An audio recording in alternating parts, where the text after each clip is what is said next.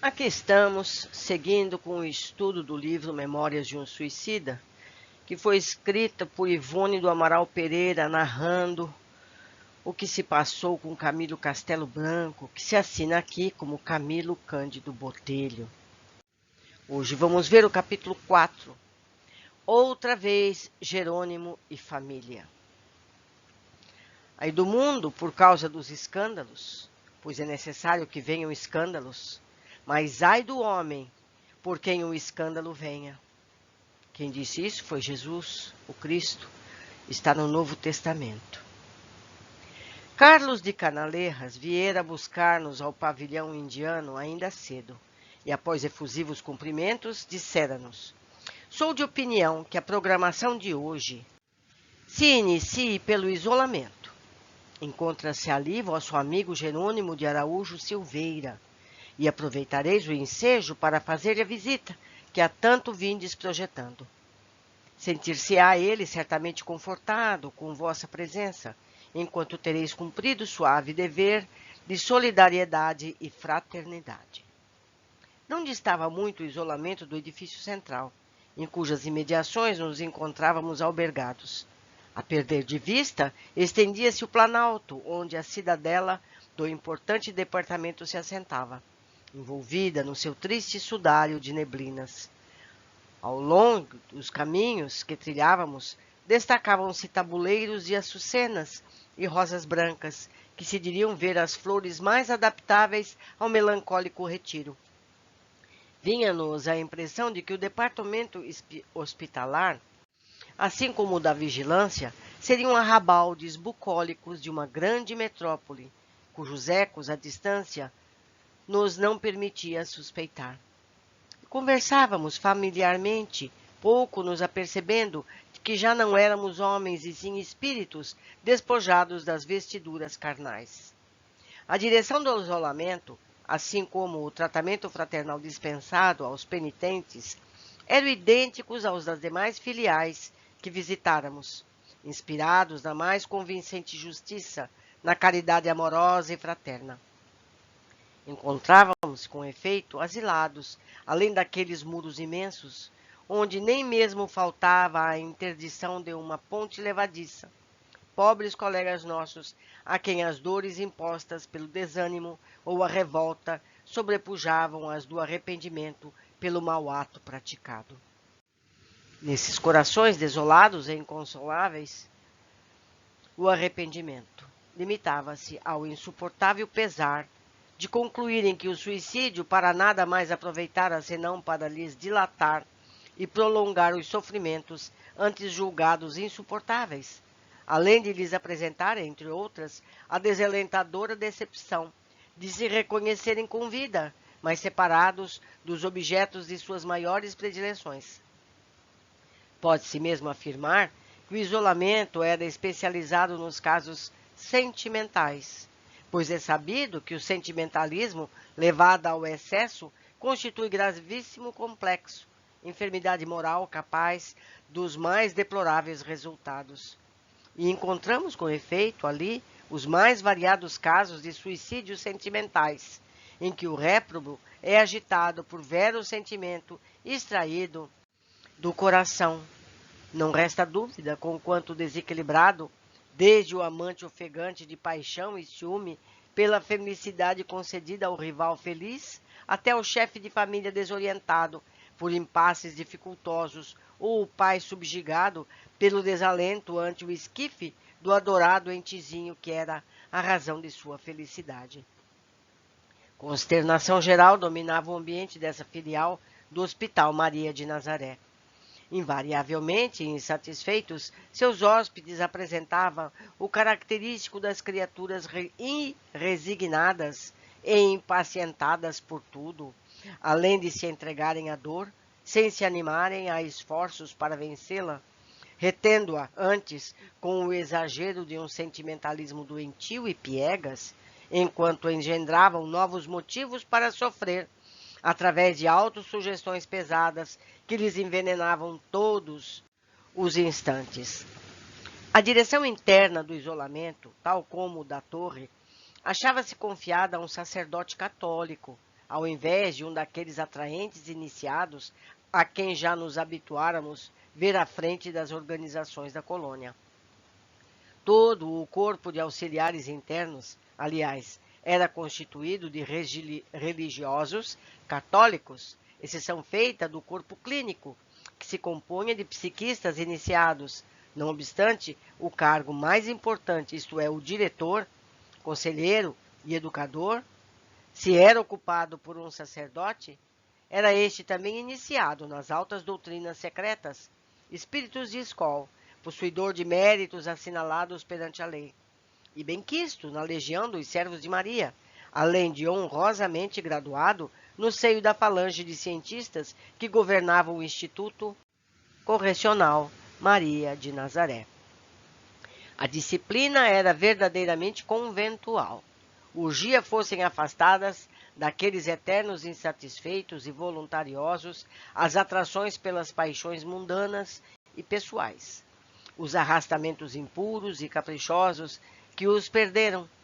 Cumpria a instituição que os acolhia instruí-los para os ditames da resignação na desventura, para as resoluções decisivas, para as renúncias inalienáveis, reconciliando-os ainda com a verdadeira fé cristã, que até então desprezavam conhecer à luz do devido critério.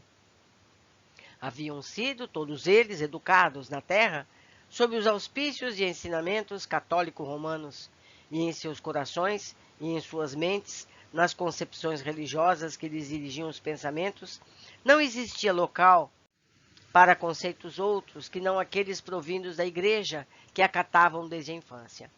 Sentimentalistas, fanatizados e caprichosos, amolentados mentalmente pelo descuido no exercício do raciocínio sobre elevados assuntos, alongavam a morbidez dos preconceitos que lhes eram próprios às ilações religiosas fornecidos pelos catecismos, apaixonando-se intransigentemente por tudo quanto as tradições católicas houveram por bem infundir no senso pouco amadurecido da humanidade. Muitos nem mesmo crença definitiva possuíam. Incrédulos mesmo, ímpios, jamais se haviam preocupado com a feição religiosa ou divina das coisas. Mas habituados à igreja pelo comodismo e a tradição, só ela conferiam os direitos de guiar consciências. Só ela permitiriam sabedoria bastante para os serviços da exegese. Seria caridoso, pois, que a reeducação de tais mentalidades se fizesse à sombra de ambiente idêntico àquele que lhe inspirava confiança e respeito. O próprio padre, portanto, lhes falaria do Evangelho da Verdade, para que aprendessem que acima do seu fanatismo dogmático pairava o eterno luzeiro de realidades que necessitavam aceitar, a fim de saber e venerar devidamente o Criador. O próprio padre instruí-los-ia sobre a vida no mundo astral, lecionando-lhes observações e experiências, varrendo-lhes do cérebro as suposições tacanhas a que se amoldaram preguiçosamente, rasgando ao seu entendimento os véus do conhecimento verdadeiro, a fim de que concluíssem por experiência própria que, tanto no seio da religião como no da ciência, poderá resplandecer o ardor daquela fé que norteia o coração para o alto, purificando-o ao calor sempre vivo do amor de Deus. Certificado do desejo que trazíamos de visitar um amigo ali retido, após a visitação cujas minúcias omitiremos por apresentarem a generalidade das demais, Padre Miguel de Santarém, maioral da comunidade, exclamou bondosamente entre risonho e satisfeito: Fizestes bem em vir, meus filhos. Agradeço-vos o afetuoso interesse por um companheiro de jornada tão carecedor de reconforto como esse em questão. Visitar um enfermo, reanimar com a presença consoladora o pobre detento entristecido pela angústia de remorsos implacáveis, é obra meritória, sancionada pelo modelo divino, amigo dos pobres e pequeninos. Jerônimo ficará satisfeito. Mandá-lo-ei chamar imediatamente. Enquanto falava, reconhecêramos nele o religioso que confortara o antigo mercador de vinhos, na memorável tarde da visita à família havia cerca de 3 anos. Irmão Teócrito, conforme estávamos lembrando, requisitaram-o a fim de assistir o revel, a pedido desse mesmo. E desde então, encontrava-se Jerônimo sob as vistas do competente conselheiro. Enquanto aguardávamos a presença do companheiro de desditas, ia dizendo o diretor do isolamento: vosso amigo entra em fase de transição, precursora do restabelecimento. Podereis apreciar nas circunstâncias que o rodeiam o padrão dos demais internos do nosso educandário, pois o isolamento se interessa por casos que têm, mais ou menos, os mesmos fundamentos, como não deixa de também suceder com as demais organizações do nosso Instituto. Após vencer a apatia a que o conduziram as revoltas improfícuas, resultantes de desilusões cruciantes, está preparado para a repetição das experiências em que fracassou. Eu vou ler novamente. Repetição das experiências em que fracassou. Então, aquele que tira sua própria vida por estar desesperado, precisa reviver as situações e superar esse momento. Continuando. Encontra-se sob assistência rigorosa, como é devido a todos que não são confiados, que nos são confiados, pois seu invólucro perispiritual, assim a própria mente, carecem de profundos cuidados. Ao corpo clínico destacado para o serviço deste posto está afeto o tratamento daquele, o qual se resume em aplicações magnéticas especiais. A esta, porém, atendemos com atenções inspiradas nos estatutos da Legião, que, no caso, aplica a reeducação, tratamento inteiramente moral, porque o mal a que Jerônimo infelicita, com o que atormenta a vós outros, somente com a renovação individual, operada interiormente pelo próprio paciente, será removido. A paixão mórbida, que desequilibrante nutriu pela esposa e pelos filhos, prestou-se a instrumento para as grandes expiações que os seus entes queridos tinham em débito nos assentos da lei de justiça que rege os destinos humanos. Jerônimo amava egoisticamente, desorientadamente, entrincheirado o coração contra todas as possibilidades de amparo que a razão e o lúcido raciocínio poderiam conferir. E como não deveis ignorar, cumpre-nos estar sempre convertidos de que nem mesmo os próprios filhos deverá o homem amar discricionariamente com os impulsos cegos da paixão. Certamente que o devotamento à família conceder-lhe-á méritos diante do legislador supremo, porém, mais honrosos se tornariam os lauréis se houvesse encaminhado os seres amados ao culto legítimo do cumprimento do dever, e não proporcionando-lhes luxos e gozos mundanos, enquanto descurava da educação moral que deveria prover em primeiro lugar, ainda que bracejando contra os arremessos da pobreza adversa, uma vez que todas as criaturas do Senhor são aproveitáveis e que justamente a fim de auxiliá-las a progredir e educar-se em sentido benéfico, é que confere Deus a autoridade paterna ao homem encarnado. Se assim fizera, cumprindo o sagrado dever de pai previdente e honrado, Jerônimo ter-se-ia furtado ao amargor de situações embaraçosas, pelas quais se tornou responsável com o ato dramático do suicídio.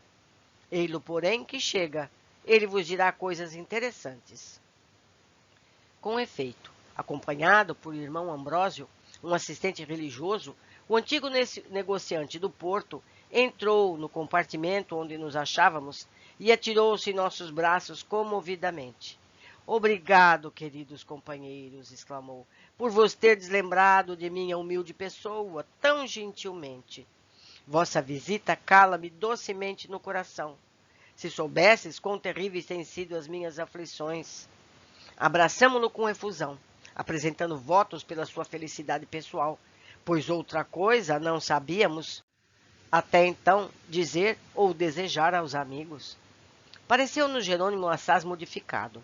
Reconhecemo-lo sereno, senhor de maneiras tocadas, de encantadora distinção, a qual não lhe conhecêramos antes. E pensamos em que, certamente, o isolamento, dirigido por virtuosos espíritos de antigos sacerdotes, teria a missão de elevar também o nível da boa educação social, como o internato conventual que era. Ardíamos pelo desejo de interrogar um antigo comparsa do Vale Sinistro, que recolhermos novas dos seus desgraçados filhos, que lá ficaram na terra, amortalhados de lágrimas e desditas. Mas o receio de uma indiscrição deteve-nos, o que fez que o silêncio se prolongasse após os cumprimentos. Logo, porém, o virtuoso mentor Santarém encaminhou-nos a feliz ensejo, conhecendo a sinceridade que nos impelia. Falávamos de ti, meu caro Jerônimo. Teus amigos desejam saber se te sentes melhor e mais confortado no amor de Deus, pois partirão em breve para outro plano de nossa colônia, e vindos para se despedirem, estimariam levar a impressão de que deixam para trás um amigo em vias de verdadeiro reerguimento. Aplaudimos, corroborando tais expressões com o incentivo que nos mostramos. A ele próprio, resignados e confiantes nos dias por vindouros, e acrescentamos: amparados por amigos tão desvelados como os que deparamos desde que aqui nos encaminharam, sentir-nos-íamos até felizes, não fora a inclemência dos pesares que nos perseguem pela desonra com que aviltamos nossa alma. O antigo comparsa curvou a fronte com enternecedora humildade, retorquindo: tendes razão, meus caros amigos. Será possível sim para nós outros o alívio supremo na conquista da resignação e da fé, que levará à conformidade. Felizes, porém, não creio que poderemos ser tão cedo, porque não será pelas vias do suicídio que a individualidade encontrará essa deusa felicidade, que mais se afasta quanto maiores forem a revolta e a insubmissão no coração a que deseja. Quisera eu que o suicídio me houvera para sempre exterminado o ser. Assim não foi, porém, e assim não sendo, compreendi que só me restava curvar ao inevitável, enfrentando com resignação a fortaleza de ânimo e amargosa situação por mim mesmo criada.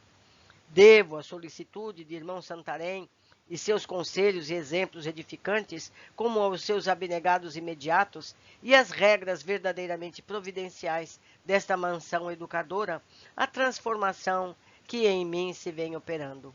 Tal como vós, sorvi o meu cálice de fel, traguei muitas amarguras entre uivos de desespero e blasfêmias de réprobo.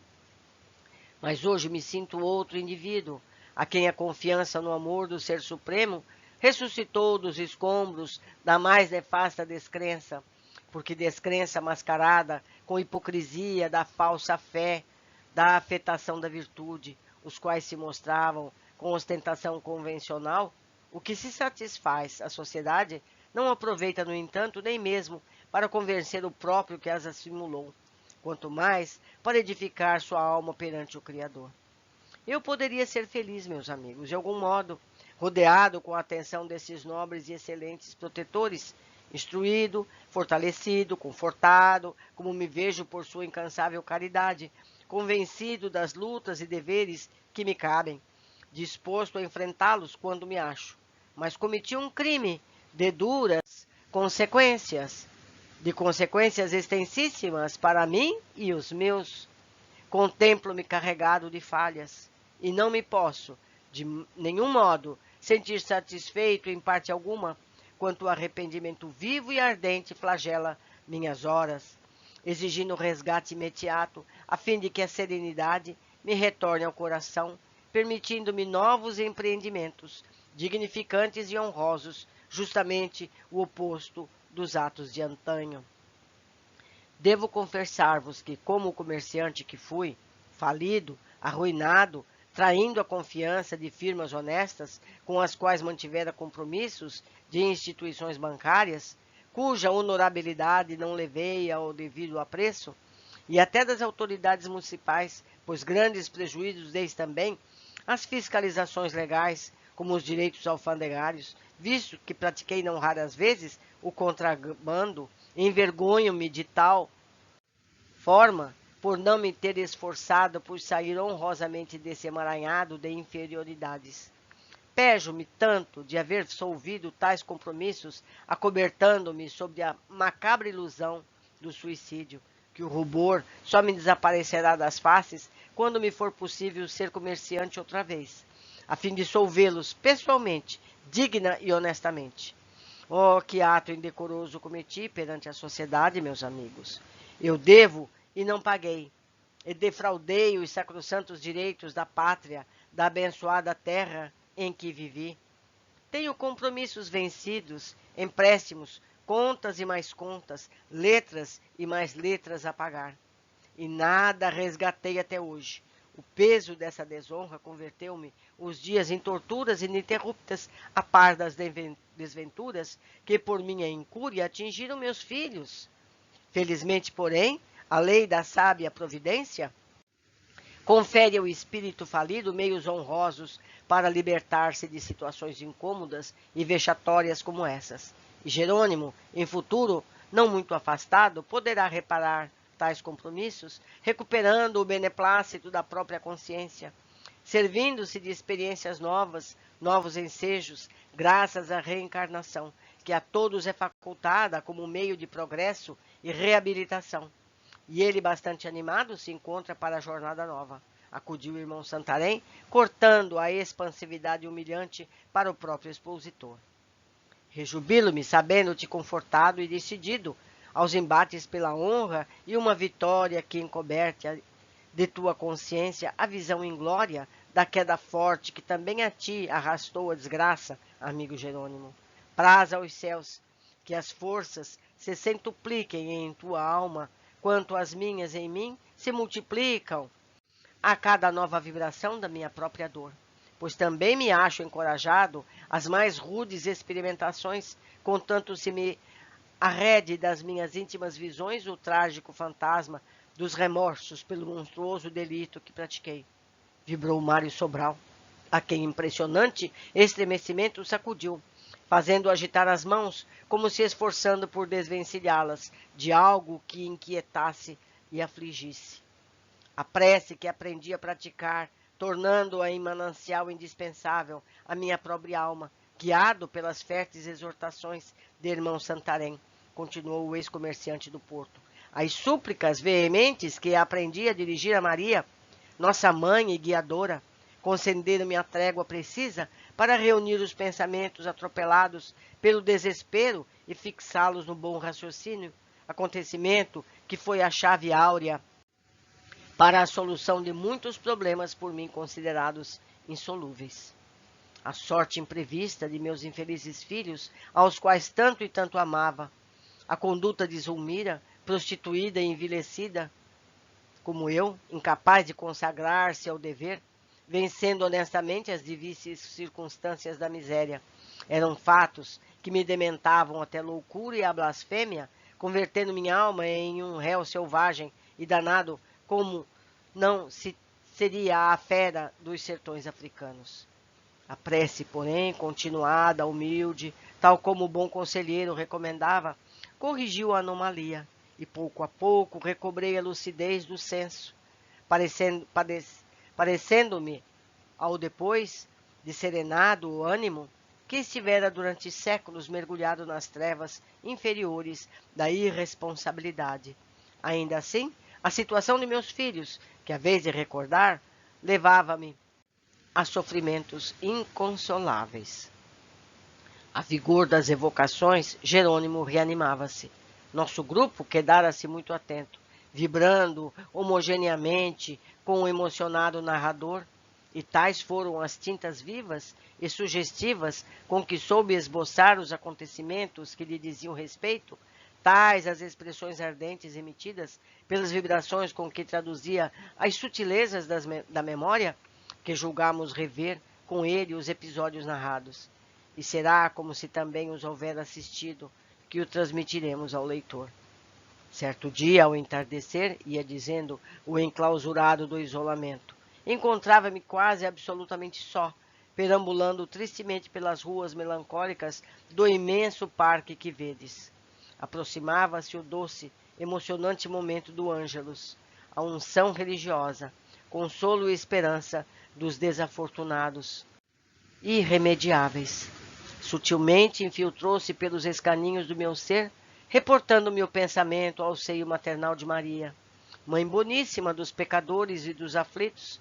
Não ignorais que o momento da saudação a Maria é fielmente respeitado pelos seus legionários, homenageado com sinceras demonstrações de gratidão nesta colônia, a que se edificou, cresceu e produziu excelentes frutos de amor e caridade, para servir-me das expressões que ouço dos meus bondosos instrutores à sombra augusta da sua proteção.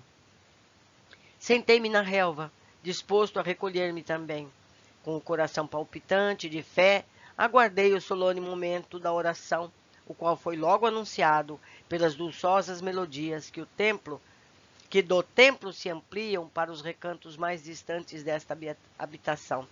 Ecos das vibrações dos varões diretores maiores da colônia, em comunhão com os planos superiores, ainda me servindo das expressões dos mentores desta casa. Orei desta vez como nunca jamais ouvi orado. Supliquei a amorosa Mãe do nosso Redentor assistência e misericórdia para os meus filhos, que intercedesse junto a Jesus nosso Senhor, no sentido de beneficiar as infelizes crianças por mim abandonadas aos inclementes arremessos da adversidade. Nomeei Margaridinha, minha pobre caçula, atirada à lama das sarjetas pela orfandade em que se vira com o meu suicídio. Lembrei Albino, atirado a um cárcere no verdor dos anos, porque um pai não tivera, digno bastante para lhe prover caminhos e orientações honrosas, pois que eu, que fora o pai, que perante Deus e a sociedade me comprometera à nobre missão da paternidade, desonrara-me e desonrara-o com os maus exemplos deixados, como única e pervertida herança. Bradei por sua maternal intervenção em torno da angustiosa citação de ambos, ainda que meus próprios sofrimentos se dilatassem por indeterminado tempo. Oferecia-lhe como penhor do meu reconhecimento, por qualquer benefício que lhes concedesse, sua terna compassividade de mãe e renúncia a eles próprios, pois bem reconhecia eu não merecia a sacrossanta missão da paternidade. Afastar-me-ia para sempre, se tanto fosse necessário, mas que Margaridinha, sob meu maternal amparo, fosse afastada do cais da ribeira, e Albino não levasse o desespero até arrojar-se ao suicídio, antes se resignasse ao cárcere, ao exílio, onde mais tarde poderia reabilitar-se. Quem o saberia? Irmão Ambrósio, vigilante, incumbido de nos reunir ao anoitecer, veio encontrar-me, lavado em lágrimas. Mais uma vez narrei-lhe minhas desventuras, pondo a par das súplicas que acabara de dirigir a Maria. Concedeu-me ele enternecidas expressões de reconforto, alentando-me das esperanças o coração dolorido, concluindo, enquanto bondosamente, que amparava para o regresso à comunidade. Deves perseverar nessas rogativas, meu caro Jerônimo. Faze-o com bom ânimo e coragem, exalçando energicamente tanto quanto possível o grau das tuas vibrações, a fim de que repercutam harmoniosamente teus pedidos num momento muito justo, nas superiores camadas astrais, onde viceja irradiando flores de auxílios e bênçãos, a amorosa caridade da dulcíssima guardiã de nossa legião. Não obstante, aconselho-te ainda a orar em conjunto, reunindo a outros ao teu pensamento, a fim de que as tuas forças, ainda inexperientes, se revigorem e avantajem ao calor dos demais. Pois tuas súplicas deste momento são assaz importantes, representando verdadeira mensagem dirigida a Maria.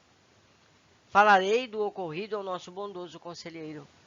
Na manhã seguinte, com efeito, o irmão Miguel de Santarém visitou-me discretamente, convidando-me a tomar parte das suas reuniões particulares, com mais alguns afins para que, fraternalmente unidos, solicitássemos os favores por mim desejados em torno dos fatos que mais me afligiam, porquanto era justo que ajudassem, não apenas por ser eu um discípulo do internato que dirigiam, mas acima de tudo porque seria caridoso assistir a quem sofria, dever que alegremente cumpririam dada a justiça das aspirações por mim alimentadas em torno dos meus entes queridos.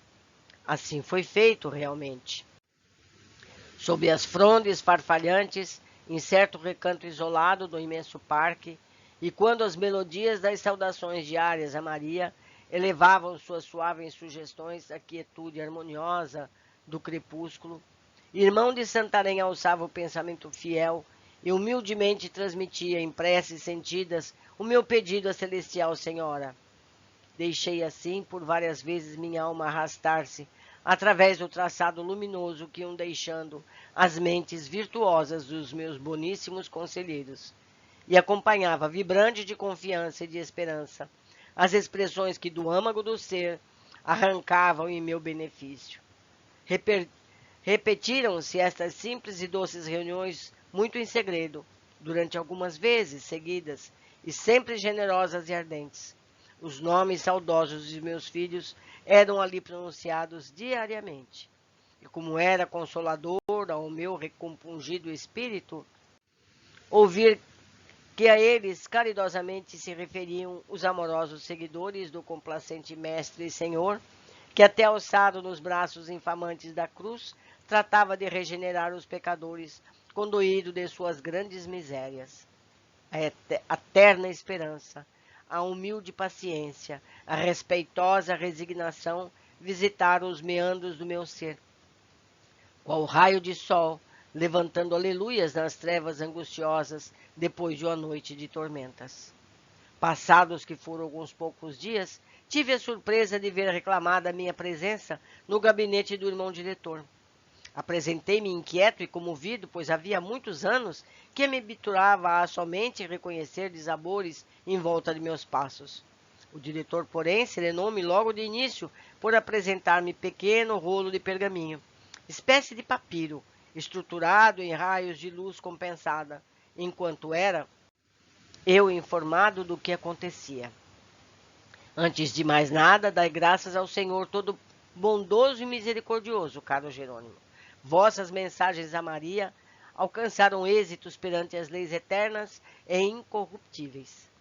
Aqui está a resposta de nossa amável Senhora e Guardiã, a qual, em honra a teu augusto filho, atende a intervenção que lhe rogastes. Do templo onde militam os responsáveis por nossa colônia e para onde chegam as instruções de mais alto, mandam os nossos orientadores essas instruções, espécie de programação a ser efetuada em torno de vossos filhos, Albino e Margarida. Com o visto de irmão Teócrito, como se encontra, hoje mesmo poderemos iniciar a tarefa. Aturdido com o inesperado da notícia, nada respondi de momento, deixando, porém, que minha alma célere externasse no segredo do pensamento o meu agradecimento a Deus bom, ao Deus misericórdia, que tão prontamente permitia fosse eu atendido nos meus mais fortes desejos do momento. Segurei o pergaminho alucinante, voltando-o várias vezes entre as mãos, sem ousar abri-lo. O próprio diretor, porém, com bondade que lhe é peculiar, veio em meu auxílio, desdobrando-o cuidadosamente. Eram 4 páginas destacadas, as quais cintilavam com reflexos de estrelas em suas mãos, caracteres azulados, como as estrias do firmamento azul, servisse aos iluminados do templo para transmitirem as sublimes inspirações que recebiam no sentido de beneficência aos sofredores, traduziam as ordens que a magnânima Senhora enviara para meu socorro supremo. Ordenavam que minha pobre Margaridinha, assim como Albino, fossem, sem mais tardança, atraídos a um posto de emergência mantido por esse instituto na Terra, ou em suas imediações, a fim de se submeterem a um tratamento magnético especial, com vistas ao reajustamento psíquico dos sistemas nervoso e mental. Ambos muito enleados nas farpas do meio ambiente viciado em que se expandiam, desorganizados pela intensidade dos choques derivados das pelejas a que eram chamados a enfrentar nos testemunhos diários. Que fossem os pobrezinhos aconselhados advertidos, esclarecidos, porquanto o de mais careciam era da iluminação interior de si mesmos, e que em torno de ambos, caridosa corrente de amor, simpatia e proteção se estabelecesse, porque o astral superior se encarregaria de criar os ensejos necessários aos acontecimentos. Devo confessar-vos, no entanto, bondosos amigos, que bem pouco até agora entendo dessas coisas. Narro-as como aquele de um fato e sabe por tê-lo presenciado, sem aptidões para necessária análise. Quanto a Marieta e a Aríndia, que me tranquilizasse. Eram honestas e trabalhadores, encontrando-se ambas harmonizadas com as situações que lhes cumpriam.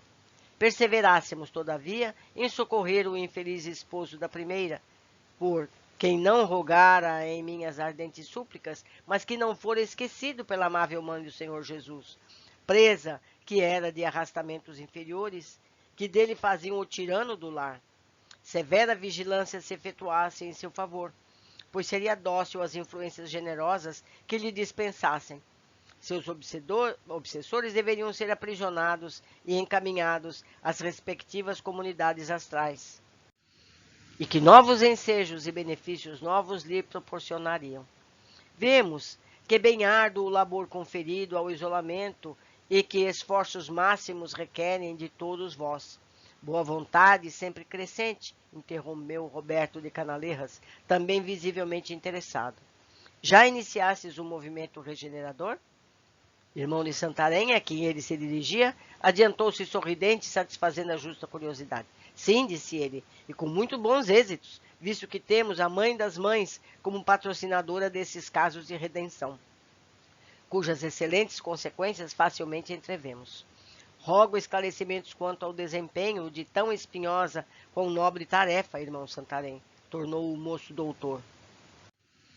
Com muito prazer, meu jovem amigo, visto reconhecer que falamos de amigos generosos e sinceros que poderão até mesmo emprestar-nos o auxílio de suas fraternas simpatias. Conforme não poderia deixar de ser, continuou o nobre religioso, assumi a direção do empreendimento com ordens do irmão diretor do departamento, certo de que a intervenção de nossa augusta protetora, assim como a generosa assistência de nossos maiores do tempo, não nos abandonariam à indecisão das próprias fraquezas. Naquela mesma manhã foi encaminhada à direção do departamento petição requerendo auxiliares voluntários para o áspero certame, pois não ignorais que para essa natureza de tarefas não existe obrigatoriedade em nosso núcleo. Os obreiros, para serviços externos, hão de oferecer espontaneamente o seu concurso, atendendo apenas ao chamamento especial que se proclama. Além de que são todos voluntários os próprios servidores da nossa colônia. Atendido sem tardança, entendi-me cordialmente com os preciosos colaboradores que se apresentaram, todos animados de interesse e boa vontade pela causa do bem, ficando estabelecido que, antes da delineação do programa decisivo, visitássemos as personagens em questão, estudando todas as faces do assunto e comparando-as com as nossas próprias possibilidades. Assim fizemos, até que na noite do terceiro dia, após a homenagem que muito gratamente prestamos diariamente à nossa guardiã, partimos todos juntos em demanda à terra. Fazia plenilúnio. A luz doce e misericórdia da lua, a humilde irmã da terra, suavemente aclamava os caminhos tristes do astral inferior por onde deveríamos transitar. Para o transporte, serviu-nos da levitação lenta, visto que as zonas pesadas por onde gravitaríamos não nos permitiriam o emprego da rapidez, senão com grande esforço de nossa parte, o que de modo algum conviria fazer, porque necessitávamos reserva de energias para os serviços a realizar. Ó, meus caros amigos, continuou o antigo sacerdote, com doçura intraduzível, não foi sem delicados frêmitos de emoção que avistamos os contornos da velha cidade do Porto, envolta nos véus das ondas atmosféricas que a tornavam como inundada de sutil torrente de fumaças esgazeadas aos nossos olhos de espíritos para quem o vácuo é vocábulo inexpressivo. Nosso preclaro irmão, o conde Ramiro de Guzmán, que, como sabeis, chefia as expedições missionárias no exterior de nossa colônia e que, como sempre, foi o primeiro voluntário a se apresentar em atender nosso humilde convite para o serviço extra, levou-nos a um giro pela cidade que tanto havíamos amado, pois também ele viera do porto e se abrigara sobre aqueles tetos amigos, cujas cimalhas e vidraças agora distinguimos beijadas pelas ternas cintilas do luar. Procurávamos Margarida Silveira pelas imediações do cais da Ribeira. O Douro amigo marulhava docemente, retornando sua poesia à nossa audição de portuenses, para quem as doçuras do antigo torrão natal, que o seria novamente em posterior encarnação, não se extinguiria ainda, muito apesar da longa permanência na pátria espiritual, o espaço. Jerônimos fez, de certo, parte da importante expedição? Indaguei ansioso. Oh, não seria prudente que o fizesse. Cumpria-nos evitar o dissabor de realidades duríssimas. E mesmo seria Jerônimo um estorvo para nós, ao invés de auxiliar. Não me permitirei, no entanto, descrever, meus amigos, o espetáculo amargo em que deparamos Margaridinha, representando o principal papel. Imaginai, contudo, que daqueles antros de vícios e libertinagens, como tantos que infelizmente existem no sombrio globo terrestre, classificado policialmente como de quinta ordem, como se pudessem existir vícios menos degradantes uns dos outros. Pensai no que seria o impudor ali reinante, o deboche, os torpes arrastamentos dos instintos inferiorizados e deprimidos pela perversão dos costumes, e tereis pálida ideia do inferno de que deveríamos arredar Margarida Silveira, porque assim ordenara o astral superior. Solicito aos nossos apelos. Como fazê-lo, porém? Ante as cenas lamentáveis que se nos deparavam, a angústia da repugnância intentou dominar nossas almas, tornando-se necessário, da nossa parte, a vigilância da comunhão mental com nossos diretores do templo do mais alto, a fim que nossas vontades não enfraquecessem, prejudicando a missão.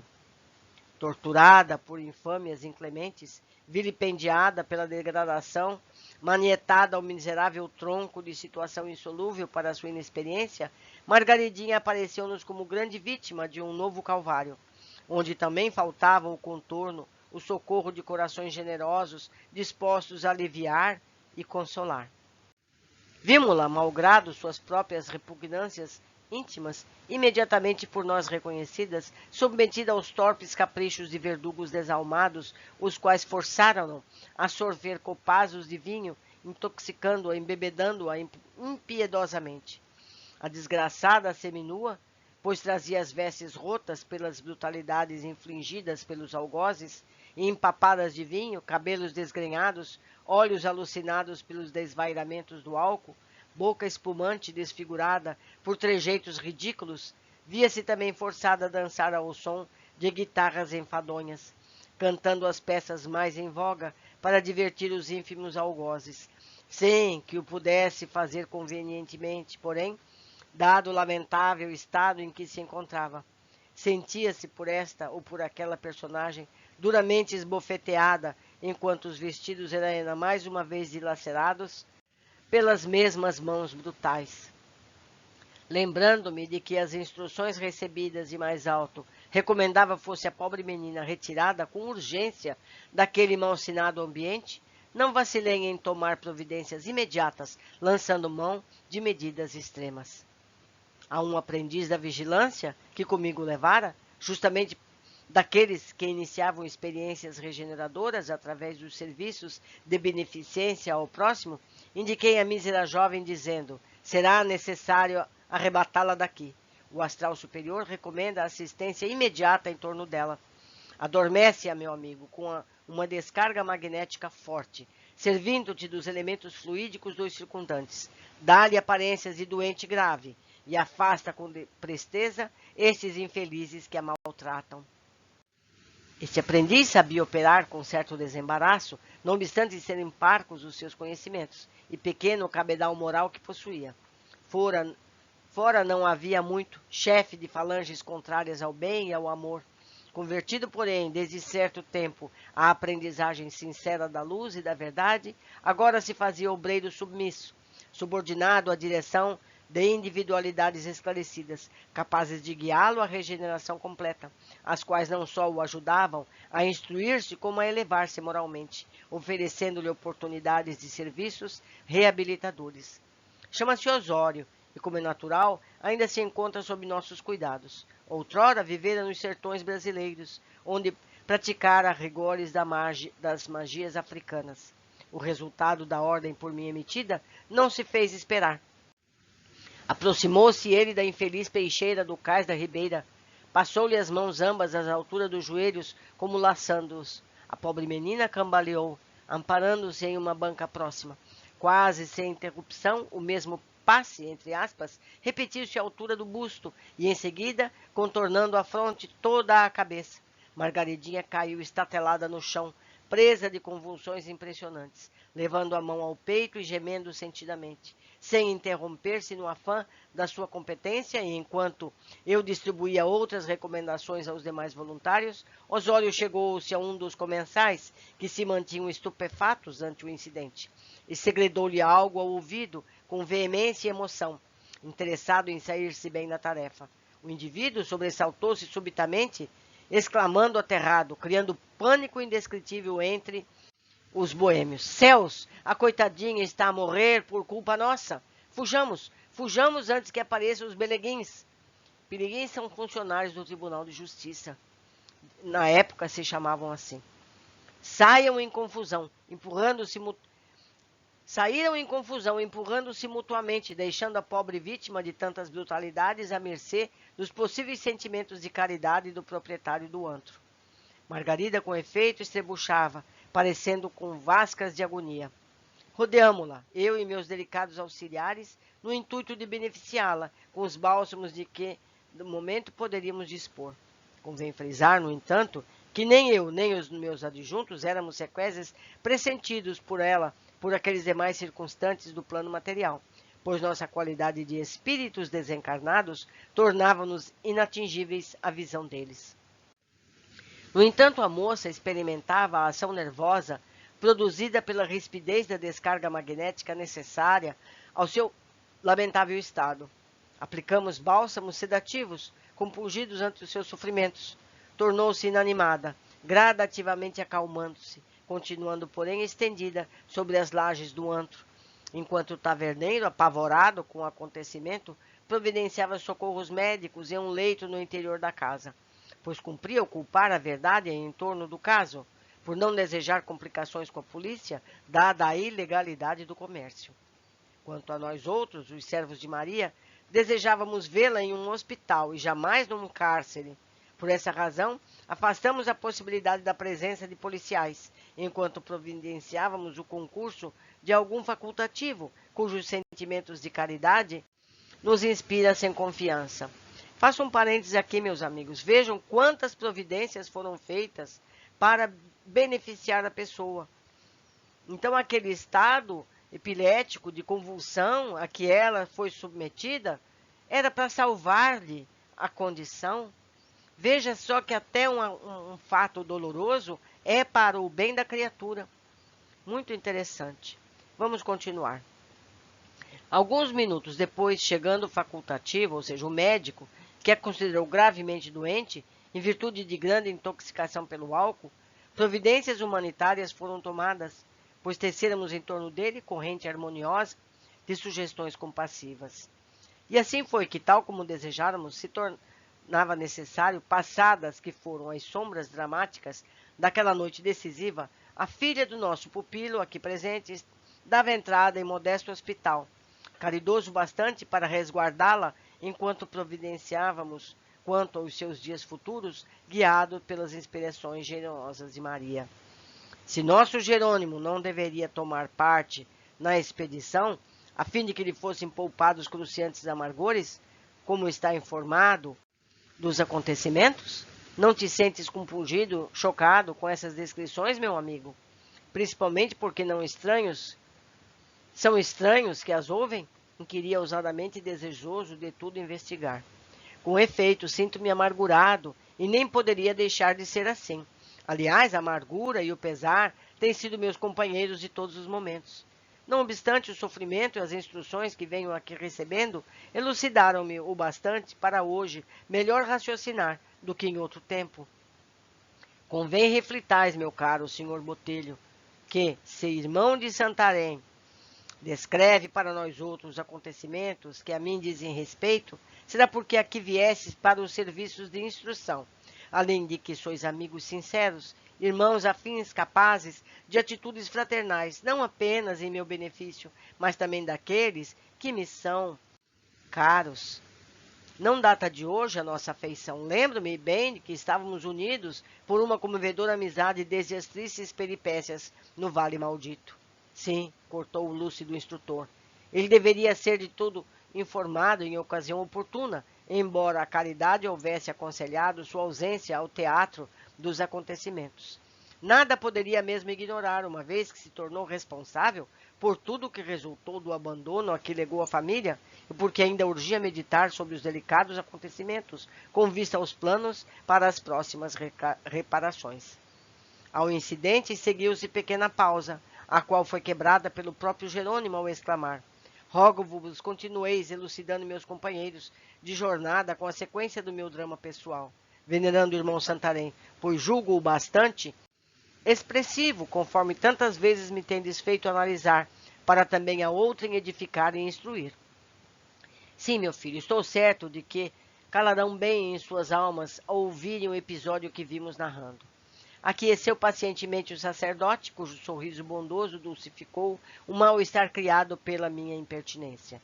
Aliás, a vida de cada um de nós encerrará ensinamentos majestosos e sublimes desde que nos demos ao trabalho de compreendê-la à luz das leis divinas que regem os destinos humanos. Interrompeu-se por um momento, como se concatenasse lembranças, continuando em seguida.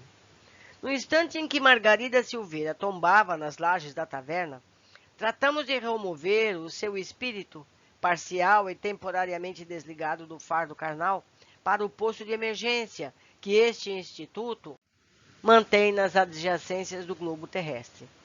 Os serviços ali são variados e constantes, como no interior da colônia. Muitos enfermos encarnados são ali curados pela medicina do plano espiritual. Muitas criaturas transviadas no caminho do dever hão recebido sobre estes hospitaleiros abrigos forças e vigores novos para a emenda e consequentes regeneração, enquanto que muitos corações aflitos e chorosos têm sido consolados, aconselhados, norteados para Deus, salvos do suicídio, reiterados no plano das ações para que nasceram, do qual haviam se afastado. Faço nova pausa aqui. Então, no momento em que Margaridinha desmaiou, o espírito, o perispírito, a parte sutil de Margaridinha foi levada para esse abrigo, enquanto o corpo físico foi recolhido para o interior da taverna.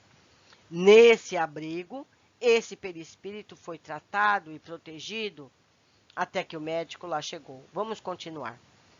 Para aí conduzida em espírito, Margarina foi submetida a exame rigoroso, observando os nossos irmãos incumbidos do mandato às precárias condições em que se encontrava sua organização fluídica, o perispírito, a que urgente se fazia um tratamento a rigor.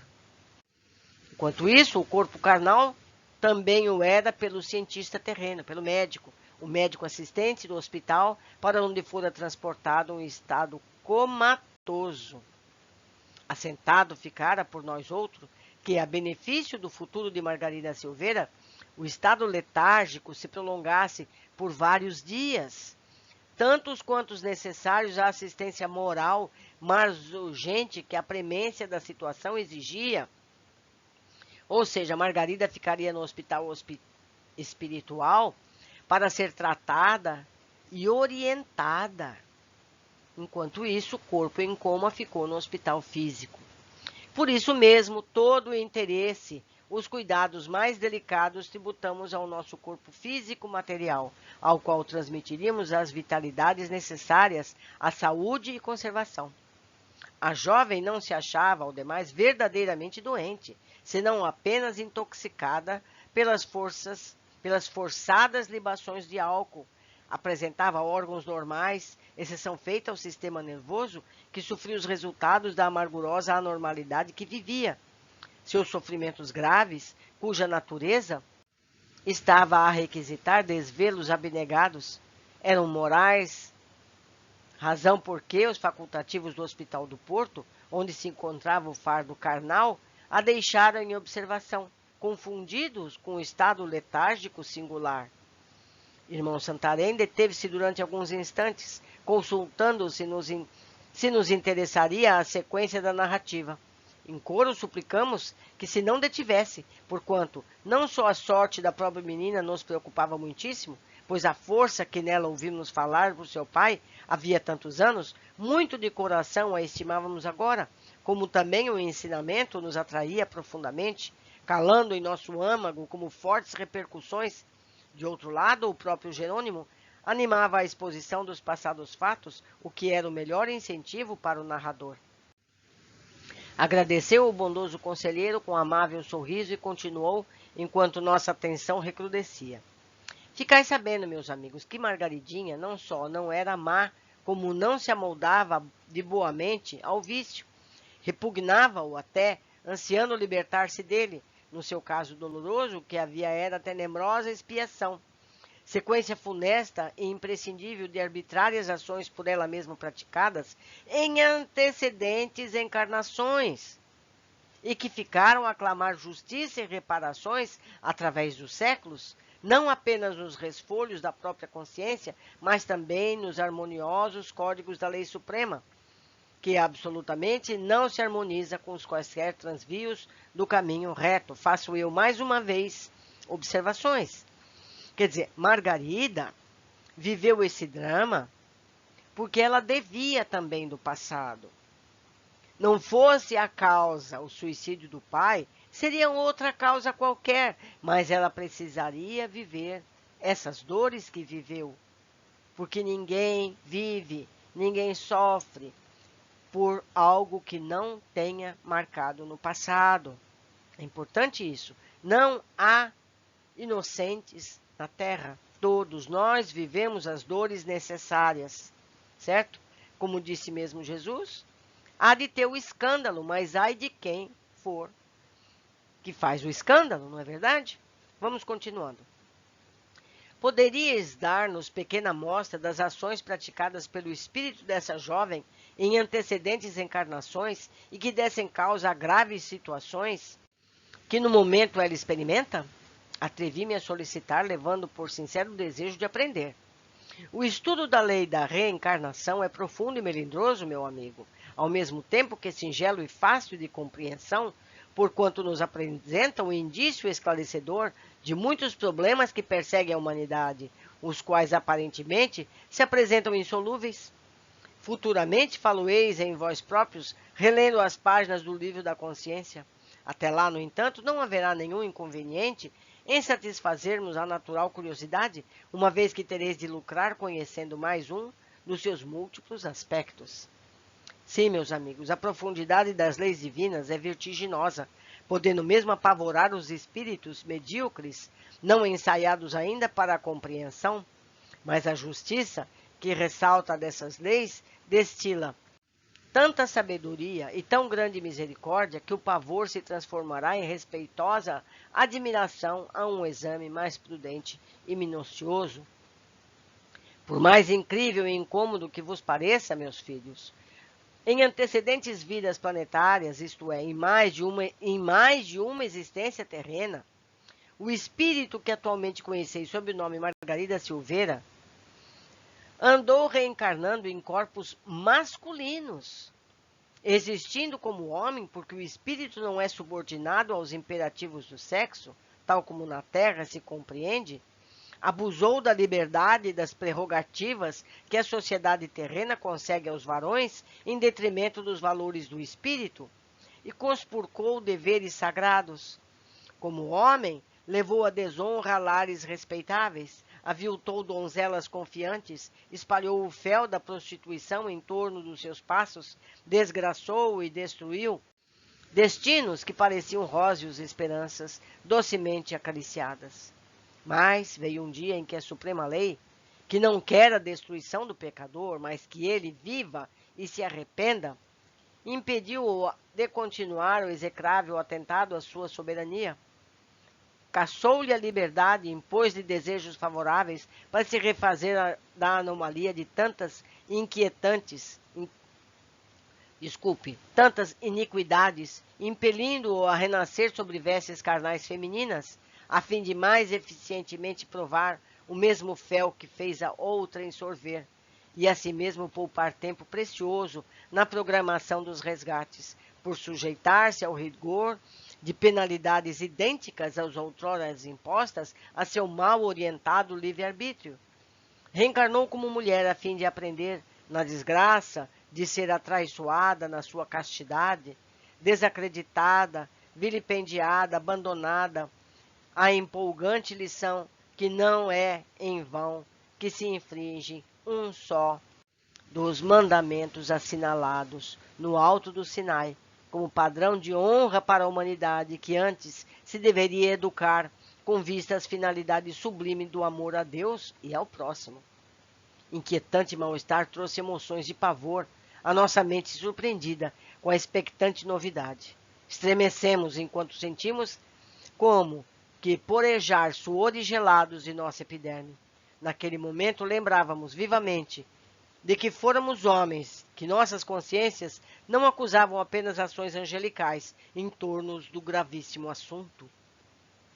Não obstante fiel ao enraizado defeito de polemista, que teimava em acompanhar-me assustadoramente, até nas paragens além da morte, vibrei, decepcionado, atordoado. Se assim foi, como Jerônimo se tornou responsáveis pelo desastre da filha? Ah, meu amigo, bastaria pequena dose de raciocínio para compreender que nem por ser assim deixará a consciência do pobre pai de acusá-lo duramente. Suspirou tristemente o sacerdote iniciado. O escândalo há de vir, mas ai do homem por quem o escândalo venha, asseverou nosso mestre sábio, educador incomparável, visto que, se assim procedeu, era que ele se achava positivamente em desacordo com os ditames virtuosos da lei suprema. Margarida Silveira tinha reparações a testemunhar, é certo, mas infelizmente o suicídio do seu pai, desamparando-a, foi a pedra de toque que a levou a se precipitar nos tristes acontecimentos. A dívida tenebrosa deveria ser resgatada através do tempo. Poderia não ser obrigatória para a existência presente, permanecendo pendente de ocasião oportuna. Quer dizer, não é o que você fez de errado nessa vida, necessariamente você vai acertar na próxima. Você vai acertar numa oportunidade de isso acontecer. O livre-arbítrio de seu pai, no entanto, levando-o ao erro fatal do suicídio, precipitou acontecimentos cuja responsabilidade bem poderia deixar de pesar sobre os seus ombros, a fim de que agora não sofresse ele as consequências do remorso. Que me direis, caro amigo, de um homem que se tornasse causa da morte trágica de um ser amado, embora não alimentasse a intenção de assassiná-lo, abominando até a ideia de vê-lo morrer? Não sofreria, acaso? Não viveria corroído de remorsos o resto de seus dias, amargurado, desolado para sempre? Margaridinha deveria espiar o passado, é certo, mas não seria necessário que a pedra do escândalo que a devesse atingir fosse engendrada pelas consequências de um ato praticado pela imprevidência de seu próprio pai. Desapontado, silenciei, enquanto o irmão Santarém continuava. Uma vez que a jovem peixeira não se comprazia no vício, antes sofria a humilhante situação, ansiando pela hora libertadora de a ele eximir-se, fácil foi para nós outros ajudá-la a reerguer-se, convencê-la à regeneração, norteando-a para a finalidade segura. Durante os 6 dias que a hospedáramos na mansão do repouso ou do mencionado posto, longas conversações estabeleci com ela, já que em torno da solução para esse drama imenso fui indicado como conselheiro e agente hierárquico dos verdadeiros guias que trabalham em prol da regeneração da penitente. Ali albergada, era encaminhada a certo gabinete apropriado ao gênero de confabulações que convinha promover, espécie de parlatório, em que ondas magnéticas de excelência capital favoreciam a retenção de minhas palavras em sua consciência, agindo fielmente sobre sua memória e assim levando-o a colecionar, nas camadas caprichosas da subconsciência, todas as recomendações que eu lhe fazia e que convinha recordar quando desperta, na ocasião oportuna, para execução, o que com efeito veio a fazer mais tarde, sem perceber, no entanto, que apenas cumpria as recomendações que haviam sido aconselhadas ao seu espírito durante a letargia em que estivera mergulhado o corpo material, pois ao despertar esquecera tudo como era natural. Quer dizer, a pessoa esquece as palavras, as situações, mas a síntese fica presa no seu coração, na sua mente. Ela não precisa lembrar das palavras, ela não precisa lembrar da pessoa lhe falando os conselhos. A sua alma tem esse conteúdo. Isso acontece para todos nós. Continuando, exortei Margarida em primeiro lugar a prece, filorar, o que fez banhada em lágrimas. Dei-lhe a conhecer o recurso salvador da oração como luz redentora capaz de arrancá-la das trevas em que se confundia para guiá-la a paragens reabilitadoras. Ministrei-lhe tanto quanto me permitiram as equidades do tempo de que dispunha, e bem assim a circunstância incomum que me fora preciso provocar, rudimentos de educação moral religiosa a ela, que jamais a recebera, falando dos deveres impostos pelo Criador Supremo às suas leis, recordando ainda que no amor do Divino Crucificado encontraria ela fortaleza de ânimo a fim de remover as montanhas das iniquidades que vinham escravizando a inferioridade, assim como bálsamos bastante eficazes para lenificar o fel que infelicitava sua vida. Infundi-lhe esperanças, novo ânimo, coragem para uma segunda etapa que se fazia mistério em seu destino. Confiança no amigo celeste que estendia a mão compassiva e protetora aos pecadores, amparando-os na renovação de si mesmos. Convencia de que, se como mulher fora desgraçada, no entanto, sua alma encerrava a valor escura origem divina da sua força de vontade, exigia ações nobres e heróicas, capazes de promoverem sua reabilitação perante sua própria consciência e no conceito daquele que a si mesmo extraiu estrias de luz para nos dar a vida. Fiel às observações que do templo recebia por via telepática, concitei-a em envidar esforços para afastar-se do porto, mesmo de Portugal. Continuar no berço natal seria impossibilitar a reação da vontade para a consecução da emenda, quando ela necessitava até mesmo esquecer que um dia vivera no cais da Ribeira. Criasse, com o esforço heróico da boa vontade, um abismo entre si próprio e o passado nefasto, a fim de iniciar nova fase de vida. Era imprescindível que confiasse em si mesma, julgando-se boa e forte para vencer na peleja contra a adversidade, porque o céu enviaria ensejos propícios à renovação. O Brasil era a terra hospitaleira, amiga dos desgraçados, enquanto seus portos, com o coração de seus filhos generosos bastante para acolhê-la, sem cogitar de particularidades pretéritas. Que preferisse o exílio em solo brasileiro, porque tal exílio converter-se-ia mais tarde em mansão confortadora.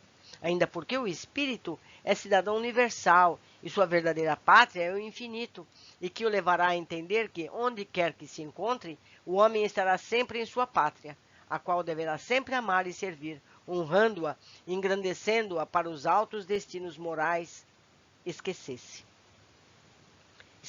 o passado, e com alma e coração voltados para o eterno compassivo, esperasse a ação do tempo, as dádivas do futuro. A solicitude celeste não a deixaria órfã na experiência para a regeneração. Ouvíamos comovidos, apreciando o valor inerente à tese, vasta bastante para servir quantos se vissem incursos em penalidades idênticas. Guardávamos, todavia, silêncio, enquanto o digno educador, cujo fraseado mais se ameigava à proporção que se empolgava na preleção formosa, continuou por alguns instantes de pausa. Convinha despertar Margarida, isso é, fazer o seu espírito voltar ao templo sagrado do aparelho carnal, retorná-lo a fim de continuar as tarefas impostas pelo curso da existência. Como realmente não se achava doente, o despertar operou-se natural e suavemente sobre nossa desvelada assistência, tal como se voltasse de prolongado e benfazejo sono. Médicos e enfermeiros confessaram-se atônitos. A jovem, porém, mostrava-se penalizada por haver tornado a vida objetiva e derramava abundantes lágrimas. Incoercível angústia pesava-lhes sobre o coração do que se passara com seu espírito durante aqueles 6 dias de sono magnético. Não se recordava de modo algum. Apenas vaga sensação de ternura imprimia-lhe o imo do ser misteriosa e doce saudade que não poderia definir. Após alguns dias de ansiosa expectação, deliberava transportar-se para Lisboa à procura de sua irmã Arinda, a quem ainda sabia servindo num hotel de boa reputação.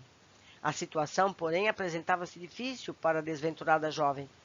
Não possuía recursos a fim de empreender a viagem. Seu passado cheio de máculas, sua infeliz reputação, indimiam-na a colocar-se em casas honestas como criada de servir. Todavia, em torno dos desgraçados existem sempre anjos tutelares, prontos a intervir na ocasião oportuna, remediando situações consideradas insolúveis.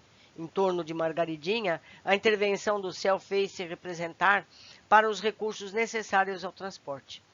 Por suas pobres companheiras de enfermaria, as quais, vendo-a chorar frequentemente, dela arrancaram a confissão da amargurosa situação. Pobres, humildes, bondosas, sofredoras, e por isso mesmo podendo melhor interpretar as deditas alheias, as boas criaturas cotizaram-se, exigiram ajuda dos maridos e parentes. No fim de poucos dias, Margarida recebeu o necessário para transportar-se à capital do reino. Arinda acolheu a irmã, perdoou-lhe os passados desvarios, compreendendo finalmente que em tão lamentável drama houvera mais ignorância e desgraça do que verdadeira maldade, pois não possuía esclarecimentos filosóficos capazes de perceber, nos acontecimentos em torno da manazinha caçula, os antecedentes espirituais que acabei de revelar. Empregou-a no hotel, ao pé de si, procurando habilitá-la aos mistérios domésticos, visando a colocar futuramente em ambientes familiares. Acontece, porém, meus amigos, que a filha de Jerônimo irá para o Brasil mais depressa do que esperava. É que neste hotel hospeda-se atualmente uma família portuguesa, residente em São Paulo, o grande centro industrial brasileiro. Visitavam a terra natal e excursionava pela capital, a qual só agora tem ocasião de conhecer. Margarida, guiada pela irmã, serve-a com atenções e bondade, as simpatias de parte a parte. A menina acaba de ser convidada a partir para o Brasil, em companhia da família, como criada de servir. Arinda interveio, compreendendo as vantagens daí consequentes.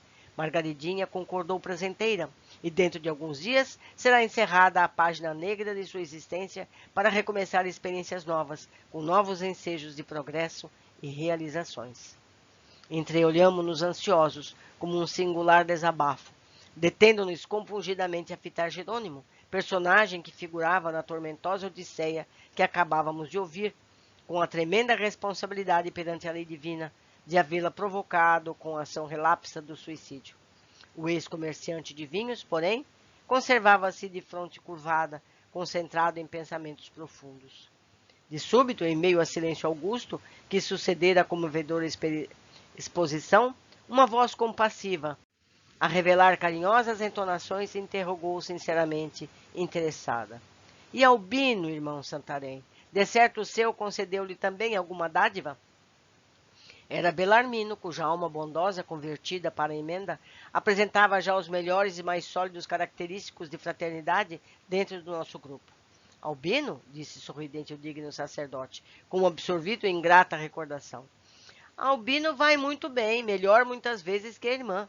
O insulamento no cárcere foi-lhe propício à meditação, fazendo-o refletir maduramente e levando-o a procurar Deus através das asas remissoras do sofrimento. Tal como foi feito a irmã, doutrinamo-lo em nosso campo de repouso e, facilmente aceitando nossas admoestações, depressa resignou-se à dolorosa situação, compreendendo justa punição, pois que realmente errara no seio da sociedade. Dedicou-se a leituras, a estudos educativos, guiado de perto por uma alma de escola, em quem depositamos muita confiança e presentemente encarnada na terra. Nosso agente fiel e porta-voz sincero, isto é, um médium, um iniciado, cristão da terceira revelação, por nome Fernando. Pois bem, ainda nos serviços realizados no posto de emergência, já citado, instruções foram dadas ao caro intérprete a respeito do que deveria fazer a fim de auxiliar-nos em torno do jovem em apreço, transportado que fora para aquele local.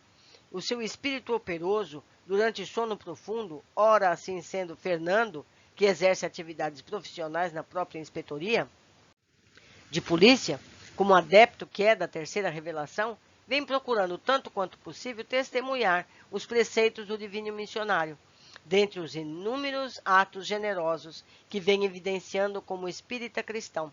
Destacaremos o interesse tomado pelos encarcerados e sentenciados, aos quais procura assistir e servir. Leva-lhes um raio de amor em cada visita que lhe faz. Infunde-lhe esperanças aos corações desfalecidos, acalma-lhes a revolta interior com suavidade fraterna e boa de sua palavra inspirada, de onde jorram esclarecimentos regeneradores para desalterar-lhes a sede de justiça e proteção. Albino sentiu-se atraído por aquelas expressões maravilhosas que lhe revelavam as doçuras do Evangelho do Reino de Deus, como falando de um mundo novo, uma era nova que surgiria em sua vida de rapaz desamparado. Os olhos grandes e sonhadores de Fernando, como refletindo um manancial de luz que deslumbrava sua alma de escolhido do céu, impressionaram fortemente o filho de Jerônimo, que, aturdido e dominado por singular simpatia, lhe confiou a própria história atormentada. Nosso querido agente comoveu-se sinceramente, confortou o rapaz, ministrou-lhe educação moral religiosa sob as inspirações da terceira revelação, tal como lhe havíamos recomendado, o que nos evitou grandes trabalhos em torno do jovem encarcerado. Na solidão do próprio cárcere, assim bem cedo, Albino pôde receber diretamente nossos incentivos, pois graças aos piedosos esforços dos servos do Senhor e à boa vontade do próprio penitente, tornou-se possível a este falarmos tomando-lhe na mão, editando-lhe preceitos educativos, dos quais tanto e tanto necessitava, a fim de se fortalecer para as caminhadas redentoras. O próprio Albino escreveu o que lhe sussurrávamos ao pensamento, através da intuição, banhado em lágrimas, protestando interiormente continuada boa vontade para o futuro. Então, Albino já fazia psicografia para ele mesmo, tá vendo? Porém, não paralisou aí a solicitude verdadeiramente fraterna do nosso irmão Fernando. Possui ele relações de amizades sociais achegadas ao passo das necessidades. Desdobrou-se e obteve as atenções de Sua Majestade, a rainha Dona Amélia, para o infeliz filho do nosso suicida. Fê-la compreender tratar-se de pessoa de um órfão desamparado, a quem a inexperiência e seduções maléficas haviam infelicitado, mas a quem se poderia auxiliar ainda, tornando-o útil à sociedade, com um pouco de proteção e ajuda. Ajuda fraterna. Aqui, em nosso instituto, não se ignora o que o espírito dessa ilustre dama da sociedade terrena é assaz generoso, compassivo, desejoso sempre de acertar. Para o progresso moral e espiritual de Albino, por sua vez, segundo as instruções que recebemos de mais alto, seria dispensável a prova do cárcere e alongar-se ainda por 3 anos. Coadjuvamos, portanto, no momento, os esforços de Fernando, fielmente inspirado por nós outros, no sentido de obtermos quanto antes a projetada remoção do prisioneiro para a África, onde, consoante foi estabelecido, ficará em liberdade. Perdão respeitável, Padre Santarém. Preferiria eu que Albino fosse encaminhado para o estrangeiro, para o Brasil, por exemplo, a segunda pátria dos portugueses, onde gostávamos tanto de viver e também de morrer, em deixando Portugal. Pobre Albino, a África, inóspita e inclemente, atreveu-se ingenuamente Mário Sobral, sem medir a inconveniência que proferia. Não, meu jovem amigo, Albino necessita ainda ser conservado em custódia, quer policial terrena, quer espiritual, por parte dos que zelam por seu futuro. No Brasil, encontraria demasiadas facilidades que poderiam afastá-lo da unção a qual vem se conservando, desde que conheceu Fernando e se filiou à magna ciência da espiritualidade. Teria liberdade excessiva, pois a grande democracia brasileira não é o que lhe convém no momento. Arrastá-lo-ia possivelmente a desvios prejudiciais, quando ao iniciar a própria regeneração. rodeado de responsabilidades, se encontra ainda muito fraco para vencer tantas e tão grandes tentações como as que lhe deparariam no seio daquele generoso país. A África inclemente ser-lhe-á mais propícia aos interesses espirituais, há mais caridade encaminhando-o para ali do que para ambientes contrários à emenda que lhe cumpre tentar a bem dos próprios destinos imortais. Estamos, pois, na expectativa de vê-lo transportar-se para Lourenço Marques ou outra qualquer localidade africana. Considerando que os acontecimentos descritos pelo verbo eloquente e sugestivo do conselheiro do isolamento necessariamente influíam no coração aflito daquele pai suicida, fornecendo-lhe ao mesmo tempo lembranças torturantes e esperanças reanimadoras, felicitei-o sinceramente pelo formoso êxito das suas rogativas de prece, louvando ainda com júbilo a amorosa solicitude da Virgem de Nazaré, cuja intervenção remediara as situações supostas definitivas. E concluí com uma interrogação, cuja resposta tão interessante me pareceu, de que não furtarei ao desejo de ajuntá-la a estas notas, finalizando o capítulo. Indaguei de Jerônimo, abraçando-o fraternamente, enquanto os companheiros de caravana pareciam apoiar-me ao gesto com sorrisos amistosos.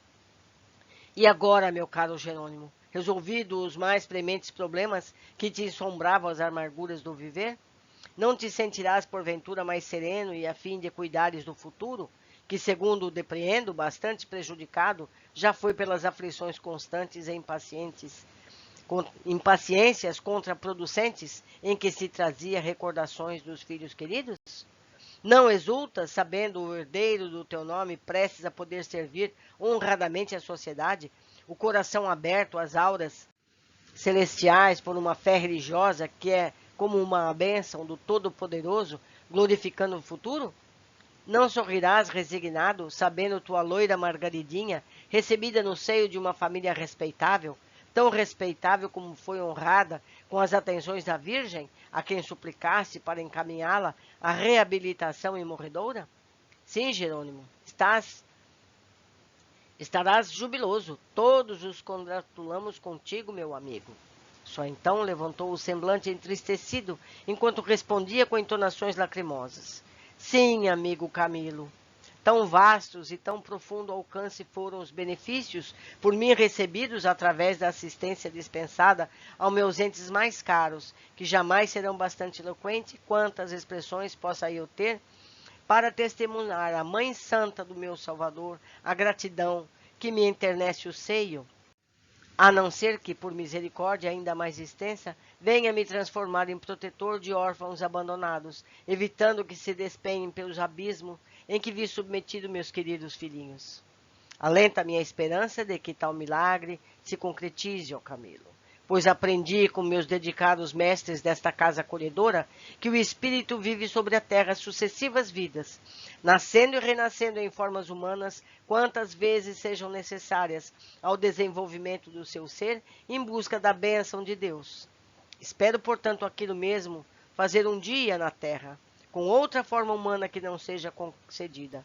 Se, como hoje ardente e sinceramente aceito, possuímos uma alma imortal, marchando progressivamente para Deus, demonstrarei meu reconhecimento às posterdades celestes, criando, reencarnando na terra, orfanatos, internatos amorosos e acolhedores, lares cristãos, onde pequeninos órfãos estejam ao abrigo das dramáticas situações em que o meu suicídio arremessou meus indefesos filhos.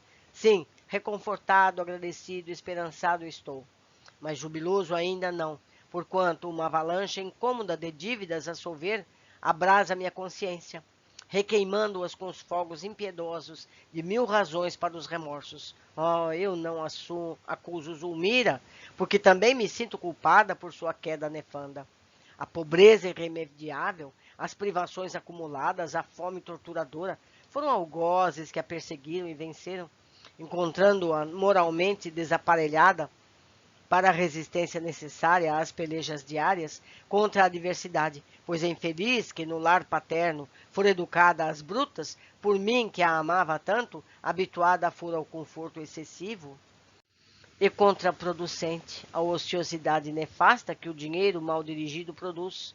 Se eu, o varão, a quem cabia o dever sagrado de velar pelo futuro da família, educando a prole, defendendo-a, honrando-a, fraquejei desastrosamente, abandonando-a à desgraça, ou cantando-me atrás de um suicídio, a fim de evitar a luta honrosa.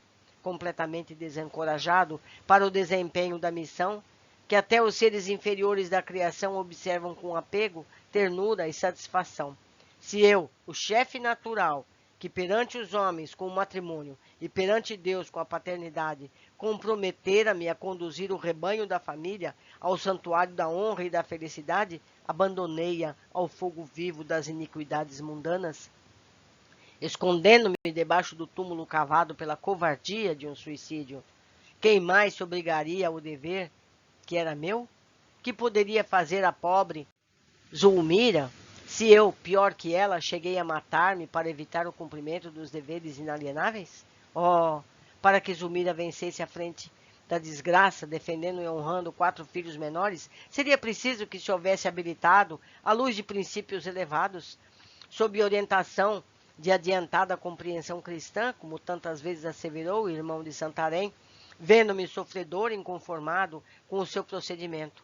Pobre Zulmira, porém, que, como eu, ignorava até mesmo se, com efeito, era a criação divina. Não obstante a afetação religiosa exigida pela sociedade herética e hipócrita em que vivíamos. A oração é o meu conforto, assim como os estudos que venho fazendo em torno da pretensão à nova concessão de um corpo terreno.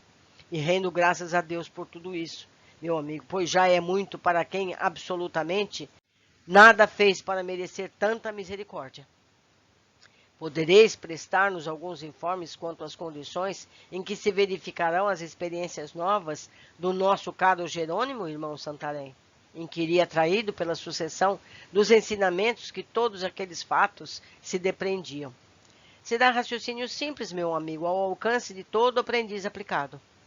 Quando, na sociedade terrena, praticamos delitos irremediáveis, ao voltarmos à pátria espiritual, havemos de nos preparar para mais tarde tornar ao teatro das nossas infrações, em existências posteriores, a fim de recapitular o passado, operando de modo contrário ao que fracassamos. Partindo dessa regra, o caso vertente, veremos necessariamente meu pupilo em apreço novamente defrontar-se com a ruína financeira. A desonra comercial, como na terra considera a falência de uma firma comercial. Com a pobreza, com o descrédito, motivos estes que ontem o levaram ao suicídio, a fim de que prove o arrependimento de que se acha possuído e os valores morais que a amarga experiência de além-túmulo levou a adquirir. Para que assim seja, a ruína deverá positivar-se. No entanto, a despeito de seus esforços por evitá-la, apesar de sua probidade, mas nunca pela incúria de que acaba de dar provas, depredando os gozos, a vaidades mundanas, o empréstimo da fortuna que o distribuidor supremo lhe confiara, com vistas a amplas possibilidades de progressos para ele próprio como para seus semelhantes. Restará o grave impasse criado com a família, a quem abandonou em situação espinhosa, fugindo ao dever sagrado de lutar para defendê-la. A consciência aconselha-lo-á as particularidades do desempenho de tão melindrosa reparação, de acordo com os seus próprios sentimentos, pois ele possui o livre-arbítrio. As pelejas da expiação, no entanto, os testemunhos amargos, os dramas que será levado a viver no âmbito das reparações inadiáveis, serão agravados por um precário estado de saúde orgânica e moral. Males indefiníveis, que a ciência dos homens não removerá, porque senão repercussões danosas das vibrações do perispírito, prejudicá-lo pelo traumatismo resultante do suicídio, sobre o sistema nervoso do envoltório físico-material que então possuirá. É possível que até mesmo a surdez e uma paralisia parcial, que poderá afetar o aparelho visual, assinale seu futuro estado de reencarnado, porquanto preferiu ele matar-se, dilacerando o aparelho auditivo com um projetil de arma de fogo.